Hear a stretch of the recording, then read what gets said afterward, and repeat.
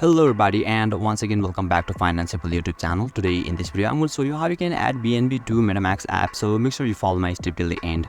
First thing first, I assume that you have already downloaded the Metamask app and already logged in, and now right after that, once you open it, you'll be able to see the interface or dashboard of the Metamask apps on the screen, where you can see the GK Sync era mainnet at the top of this dashboard. Simply tap on that option, and now you can see the add network at the bottom of this screen.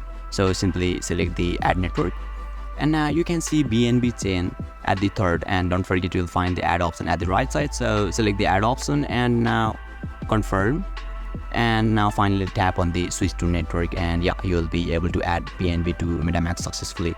So basically this is how you can add BNB to Metamask app, and if you still encounter any issue during this process, feel free to leave a comment and I'll be happy to assist you. If you found this video helpful, please give it a thumbs up, and if you are new to this channel, make sure to hit the subscribe button and set the bell icon to on so that you can stay updated with our latest content. Thank you for watching, and I'll see you next time.